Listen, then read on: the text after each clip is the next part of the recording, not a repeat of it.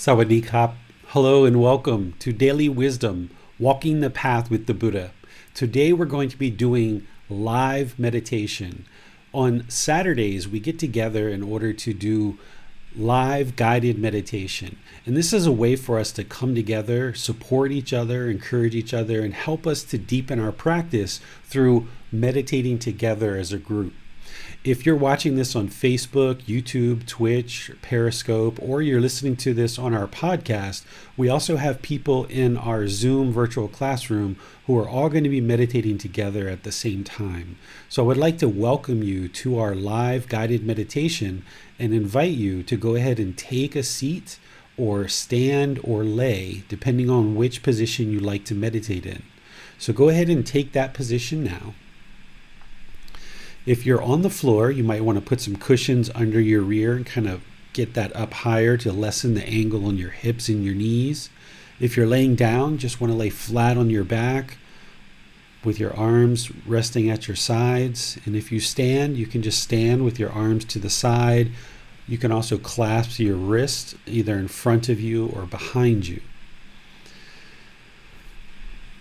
Once you get into your meditation position, just close your eyes and breathe in through the nose. Just take some nice, natural breaths. You're not interested in controlling the breath or forcing it in any way. Just establish a nice, even breath.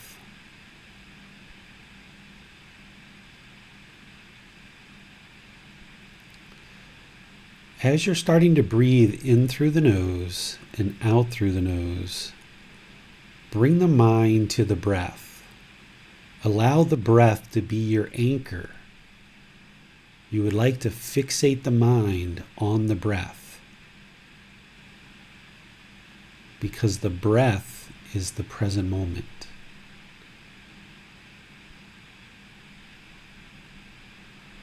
So I'm going to be doing some chanting while you just sit here and fixate the mind on the breath, and then I'll come back with some guidance. We're all here just to encourage each other, support each other.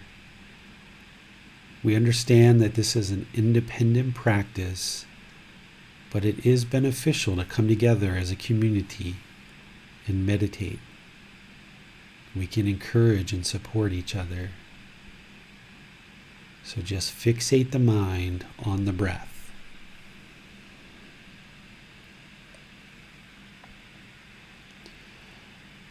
Arahang Samma Sambuddho Bhagava Bhutang Bhagavantaṃ Abhivatemi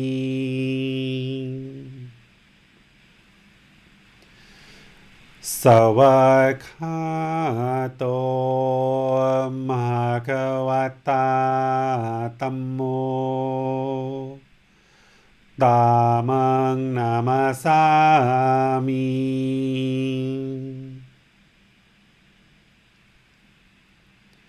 Supatipano Bhagavato Sāvaka Saṅgho Saṅghang Namami.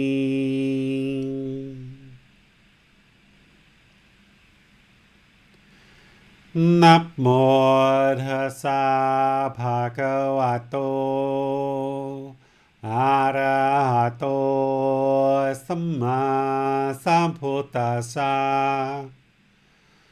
Namo Tassa Bhagavato Arahato Samma Sambuddhassa.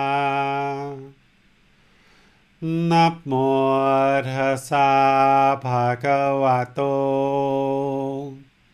Arahato Samma Sambuddhassa.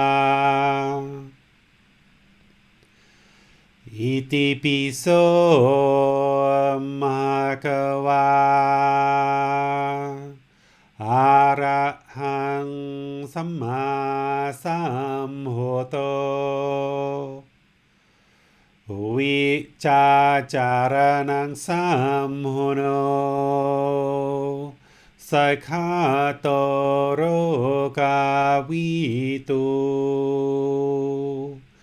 อนุเตโรภูริสาตามาสติสัตตาตาวามานุสนังพุทโธภควาติ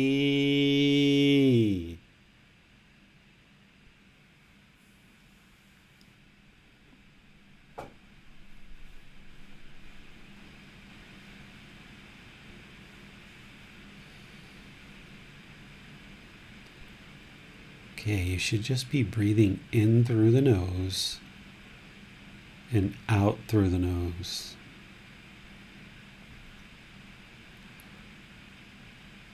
The breath is the present moment. The goal is to fixate the mind on the breath, the sound of the air coming in the nose, or the sensation of the air moving over the skin into the nose. This is the present moment. As you're focusing the mind on the breath, on the present moment,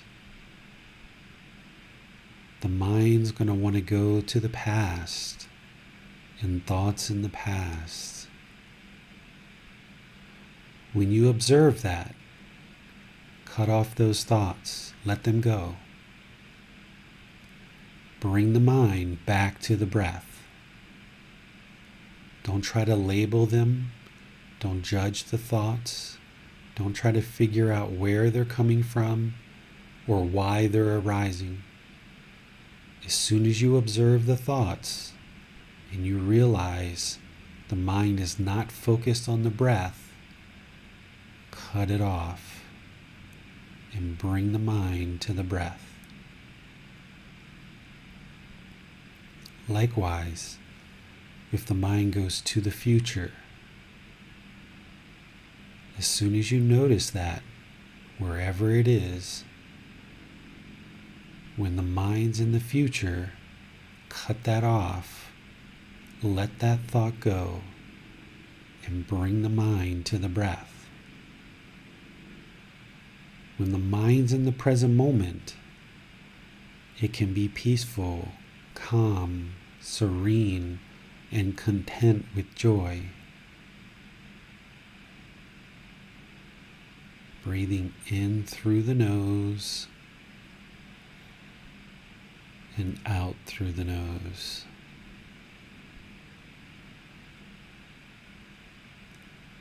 Nice, natural breath.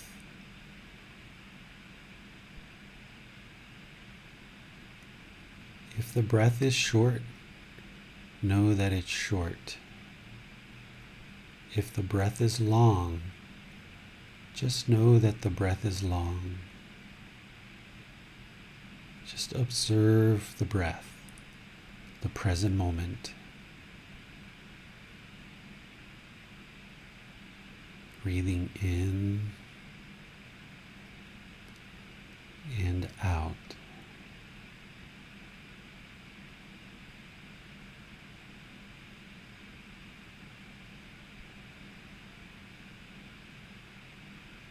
Breathing in and out.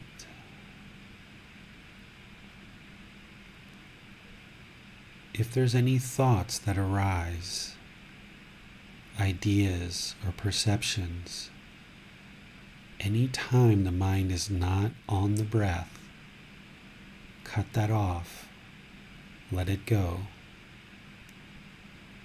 Bring the mind back to the breath. You haven't done anything wrong. No need to feel any guilt or shame. This is just the wandering, unenlightened mind. wanting to take you on a journey.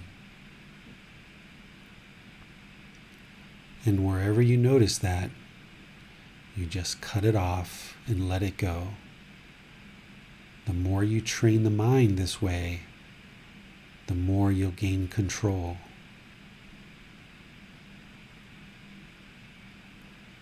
All of the thoughts you're having, they're not permanent. They're impermanent. They're temporary. Any sensations on the body, those are also impermanent. They will arise and then they will cease to exist. Any sounds that you hear, they are also impermanent.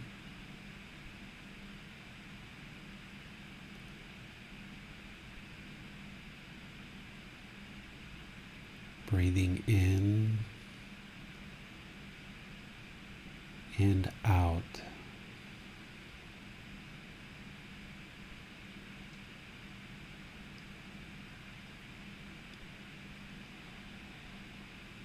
Breathing in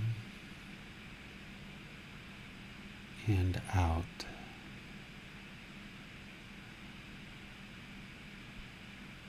I'm not even interested in your mind focusing on my voice. It needs to be on the breath. So I'm going to leave you now. Let you focus only on the breath. I'll be right here with you meditating, along with everyone else. We're here to support and encourage each other to deepen our practice.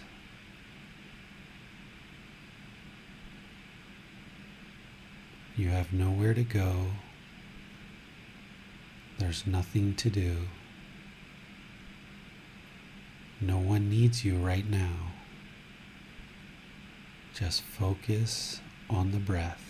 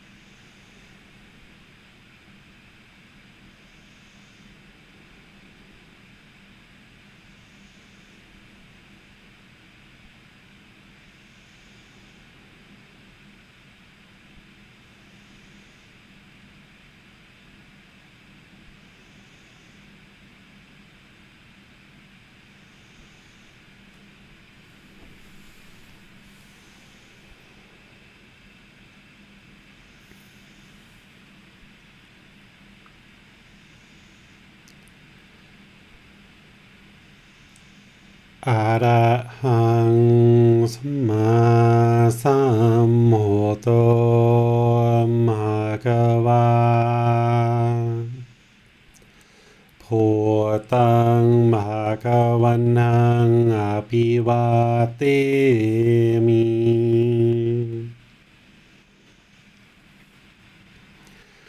สวากขาโตภะคะวะตาธัมโมธัมมังนามาสามิ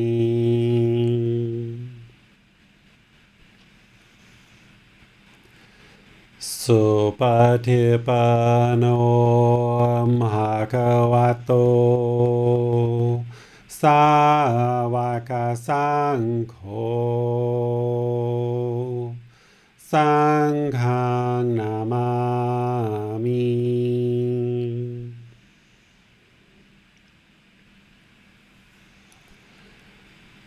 นะโมตัสสะภะคะวะโตอะระหะโตสัมมาสัมพุทธัสสะนะโมตัสสะภะคะวะโตอะระหะโตสัมมาสัมพุทธัสสะนะโมตัสสะภะคะวะโตอะระหะโตสัมมาสัมพุทธัสสะอิติปิโสภะคะวะอะระหังสัมมาสัมพุทโธวิจาจารณังสัมโมโนสัคขะโตโรกาวิตุอนุเตโรภูริสาดามาสติสัตตาตาวามานุสนังพุทโธภคะวาติ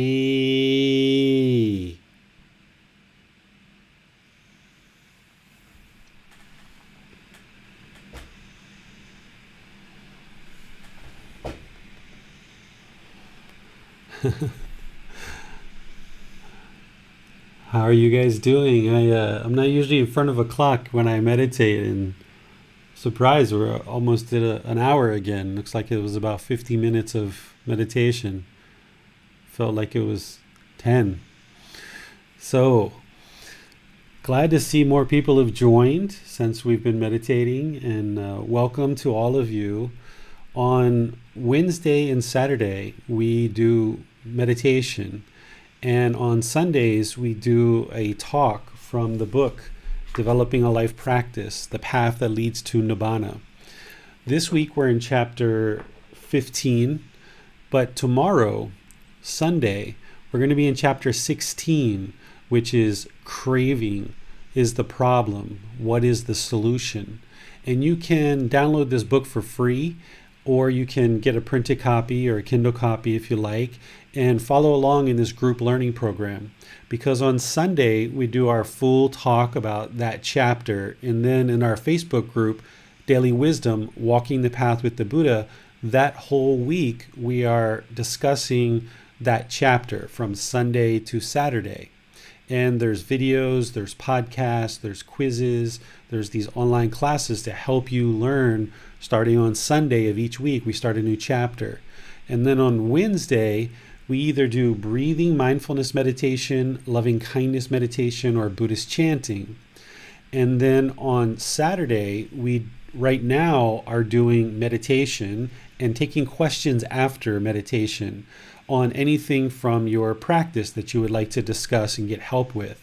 But starting on January 9th, we're going to be diving into the Pali Canon and English study group. So we're actually going to be meditating first, And then we're going to be diving into studying the Buddha's teachings through his own words using these books called Buddha Vajana, or the Words of the Buddha.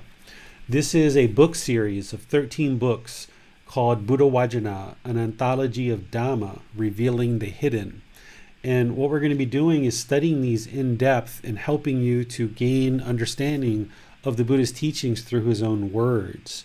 So if you haven't yet gone through this book, Developing a Life Practice, The Path That Leads to Nibbana, with the reading, the audiobook, the videos, the podcast, the quizzes, I suggest you do this first.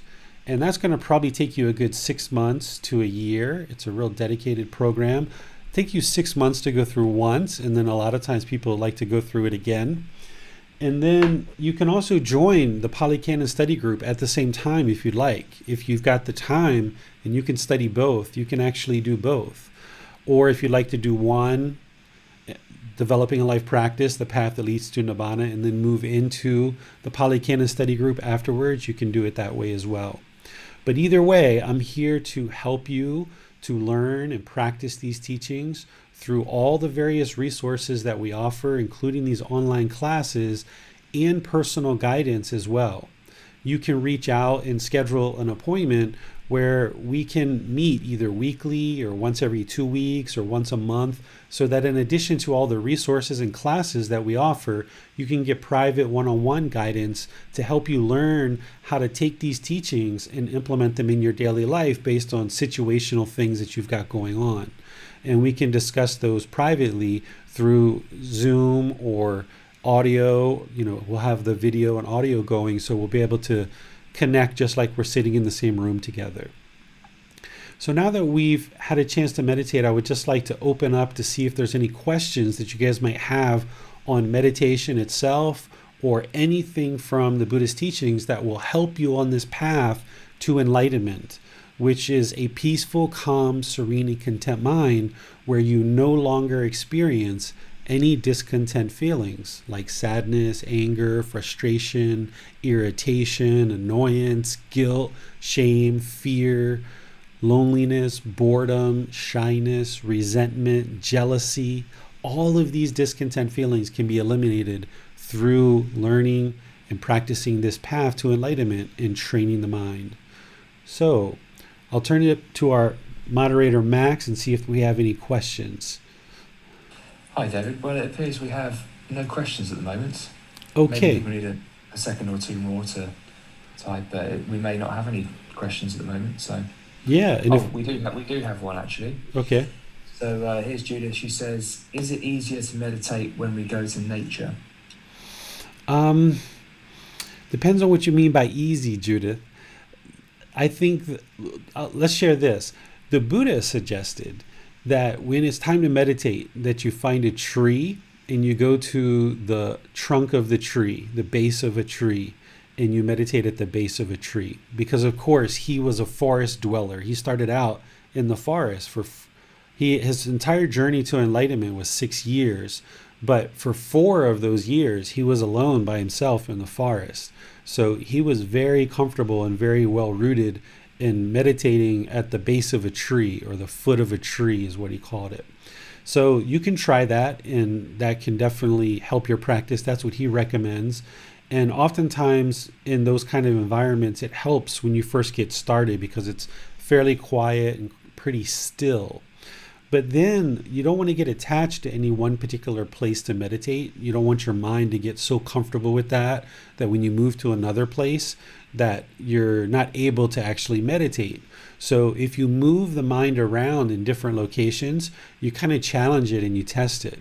So if you're used to meditating, say in your bedroom for several weeks, and you get really comfortable with that, then move to your living room and try to do some meditation in your living room, or move outside, or then move to a temple or move to a park and move your mind around, because the way the unenlightened mind works is it craves permanence. It wants that permanence. So it'll get really, really comfortable and cozy meditating in your bedroom.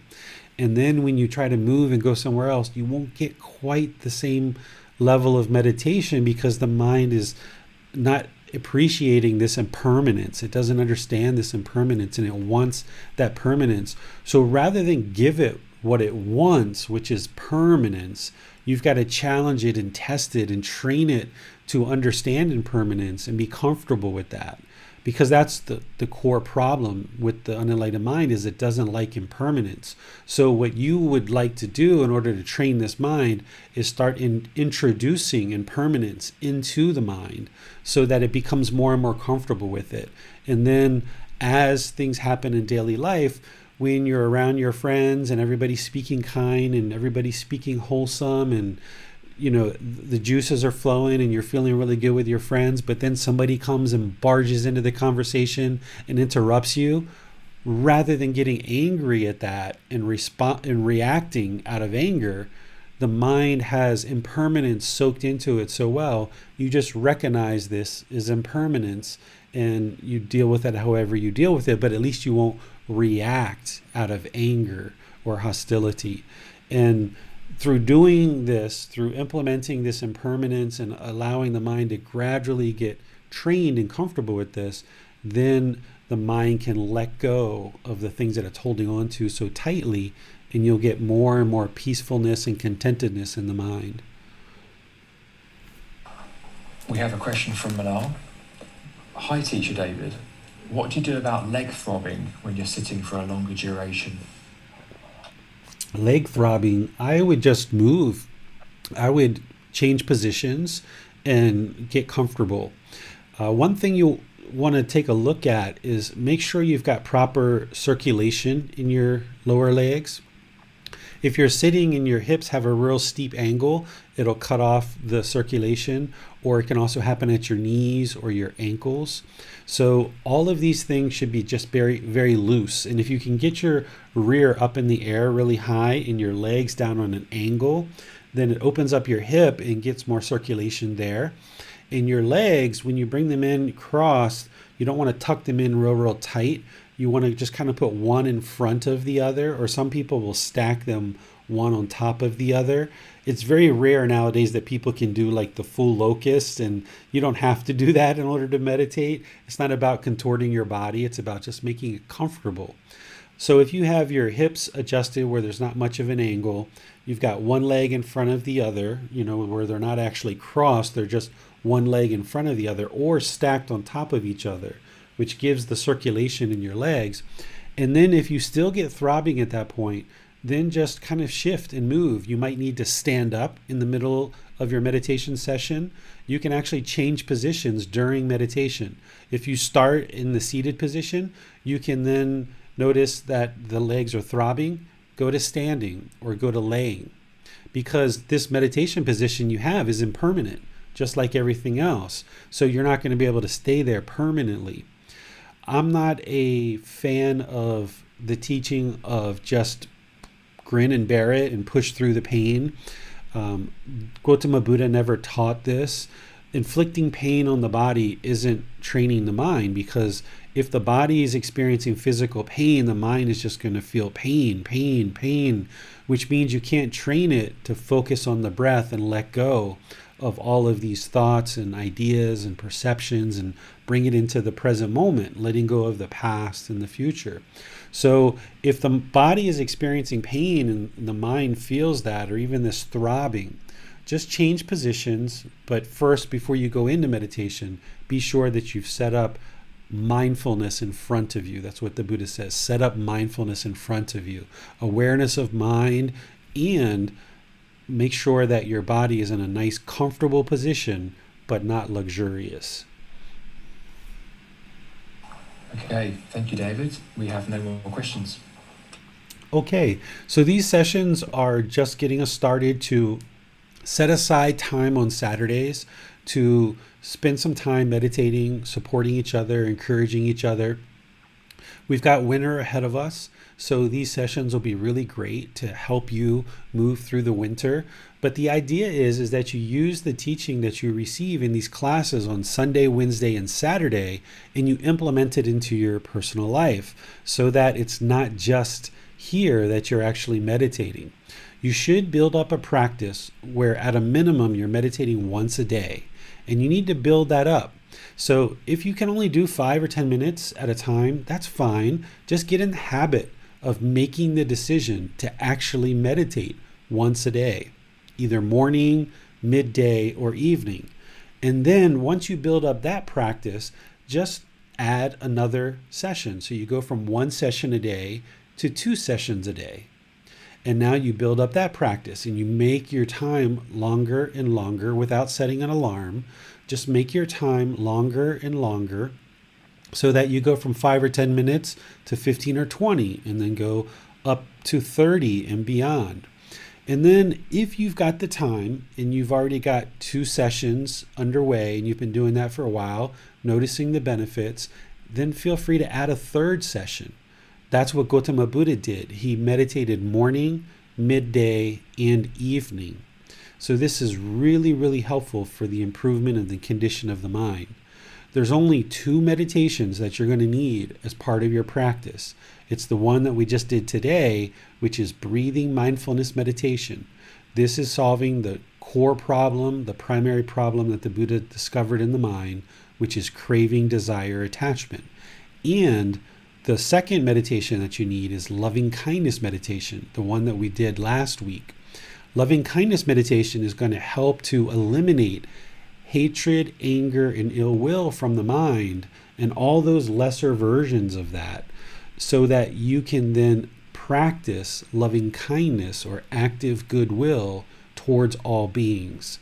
Through learning and practicing just these 2 meditations, you can learn them really, really well. You can train the mind to get really, really good at it so that you can reap the rewards of these 2 styles of meditation. You don't need to go out and learn 20, 50, 100 different meditations, which is going to take your attention in lots of different directions. You only need to learn these 2 and get really, really good at it. And it works to solve 2 of the 3 primary problems that the Buddha discovered about the mind.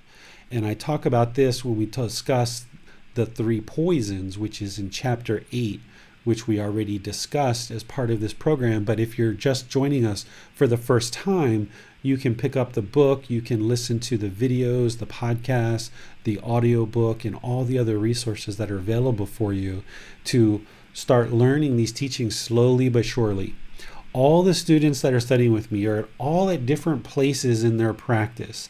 They're all at different places in their development and their understanding of these teachings. I can support you guys at wherever you are in your practice, whether you are just starting or you've been at this for 5, 10, 20, 30 years, but you just haven't reached to enlightenment yet. I can support you in your growth from wherever you are, either from the beginning or somewhere else. And everybody isn't going to be at exactly the same spot as you progress through these teachings. But it requires you to reach out, to apply dedication and commitment. Eliminate that complacency that's in the mind, where the mind just wants to sit back and not really be real active or energetic. You've got to step forward and investigate the teachings. You've got to pick up the book, the audiobook, the videos, the podcasts, the quizzes, reach out for personal guidance, post questions in the Facebook group so you can get help and seek guidance. So all of these things are available for you. You just have to choose that you're done with all of these discontent feelings, that you're done with the anger and hostility. You're tired of being frustrated and irritated. You're tired of being annoyed. You're just don't like being bored and lonely anymore. You don't like carrying around resentment and jealousy. You don't like being shy and feeling social anxiety and awkwardness around people and feeling empty sometimes. You just have to decide that you're done with all of this. And when you decide that, I'm done feeling all these discontent feelings and I'm ready for something else and I'm looking to get there, you've got somebody here that's willing to help you and has all the resources to do that. And as you guys know, there's no cost. Everything that I share is offered openly and freely to all people. So you just have to decide that you're done with all of these discontent feelings and you're ready to move the mind towards this peaceful, calm, serene, and content mind with joy. that's permanent. The mind will never be shaken up by anything. Okay? So enjoy the rest of your Saturday, and you're welcome to join tomorrow at the same time, which is 9 o'clock Thai time. So wherever you are in the world, you can look to see what time that is in your country. Starting tomorrow at 9 p.m. Thai time, we're going to be doing a talk on chapter 16, which is a great place to actually join, because we're going to be talking about the primary problem that Gautama Buddha discovered, which is craving is the problem. What is the solution? Craving's the problem with the mind. That's what's causing all of this discontentedness. So how do we eliminate these discontent feelings? And we're going to talk about that tomorrow. And then on Wednesday, we're going to be doing breathing mindfulness meditation again and answering any questions that you guys have. And then we'll be progressing through the rest of the day. So we're now teaching 3 times a week. You can join us right here in Zoom, in Facebook, in YouTube, in Twitch, in Periscope, or if you miss any of those, you've always got the podcast or the replay of YouTube or Facebook. So thank you for joining. Enjoy the rest of your day, and we'll see you tomorrow. Have a wonderful day. Sawadee krap.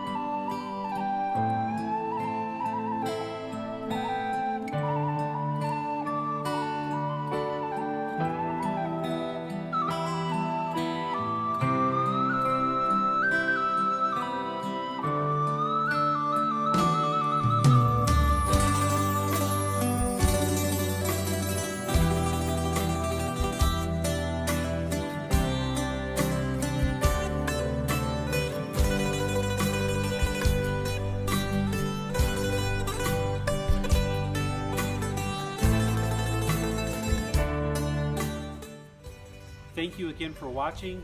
Enjoy your meditation. Look forward to seeing you online and answering any questions that you might have. Thank you so much.